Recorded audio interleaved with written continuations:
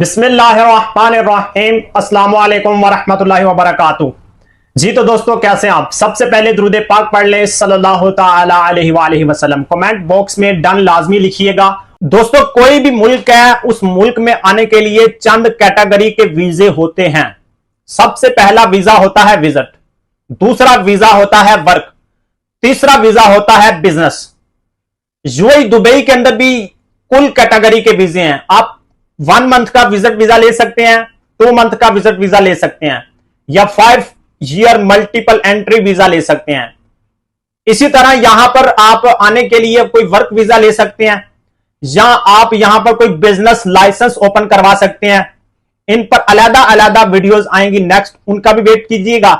Visit visa के हवाला से आम बंदा फिलहाल तो सोचे ही ना कि वो विजिट पे आ जाए। अब इसकी एक रिक्वायरमेंट रख दी गई है, एक कानून बना दिया गया है कि आपने अगर यूएई दुबई के अंदर आना भी है तो आपके पास जो है ना एक अच्छी खासी बैंक स्टेटमेंट हो, आप खाते पीते घराने से हो।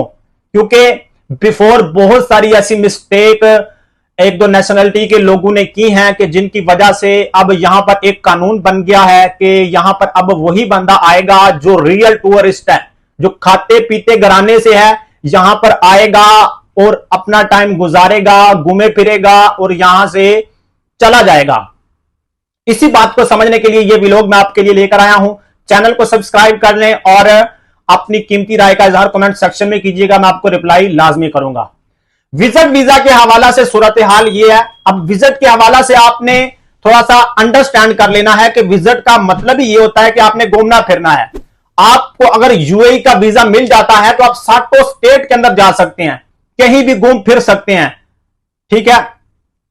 तो अब इसके लिए इन्होंने ये जरूरी करार दे दिया गया है कि आपकी बैंक स्टेटमेंट लाजमी होनी चाहिए। $4000 तक लास्ट 6 मंथ के अंदर अंदर आपकी वो शो हो। और ऐसा नहीं है कि जब आपने वीजा अप्लाई करना है उसी टाइम आप शो करें।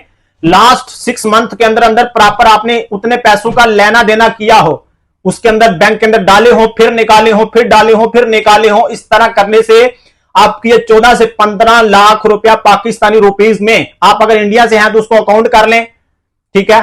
और इसी तरह देकर जिस भी नेशनलिटी से हैं, मैंने $4000 का जो है अप्रोक्सीमेटली आपको बता दिया है। इसके बाद जी आपको जरूरत होती है विजिट वीजा की। विजिट वीजा जरूरी नहीं है कि आप जनाबे वाला वो क्या कहते हैं किसी एजेंट से ही ले, आप खुद भी अप्लाई कर सकते हैं आईसीपी पर या जीडीआरएफ पर। ये सारी वेबसाइट यूएई की हैं, ठीक है। इसके बाद जी विजिट वीजा आप खुद अप्लाई करेंगे उसके बिहाफ पर। उससे पहले आपने ये कंफर्म करना होता है कि आपने रिटर्न टिकट लेनी है, आपके पास शो ऑफ मनी होनी चाहिए। शो ऑफ मनी जो है आपकी अपनी जाती मनी होती है, आपकी अपनी पॉकेट मनी होती है, ठीक है।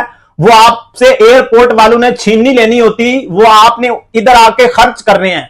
अब इसकी मिसाल आप जरूर जो है ना समझ रहे होंगे कि आप अगर अपने शहर से दूसरे शहर जाते हैं तो उस पर जाने के लिए आप पैसे जो हैं अपने पास रखेंगे कि भाई आपने उधर जाकर भीख थोड़ी मांगनी है, आपने उन पैसों से अखराजात करने हैं, खाना पीना है, देकर अपने सारे अखराजात उन पैसों से करने हैं। एक शहर से दूसरे शहर आप आ रहे हैं तो उसके लिए आप पैसे जमा कर रहे हैं, जबकि एक मुल्क से आप दूसरे मुल्क आ रहे हैं तो उसके लिए आपने क्या तैयारी की? कंफर्म रिटर्न टिकट इसलिए आपने शो करनी है कि आप आएंगे और वापस भी जाएंगे, इधर आके खल्ली बल्ली नहीं होंगे। तो इस बात को समझें।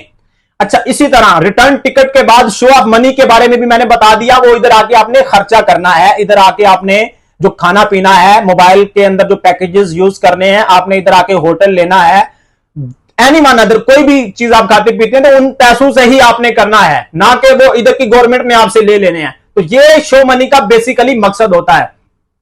शो ऑफ मनी के बाद जो है आपने ये शो करना होता है कि आपने इधर आके होटल बुकिंग भी करनी है, आपने इधर आके कोई सड़क पे थोड़ा सोना है, या जनाबे वाला आपने वहां पर किसी चाइल्ड होम में सोना है या ओल्ड होम में जाके सोना है, किसी होटल में ही आप रहेंगे, किसी बेड स्पेस पे लेंगे।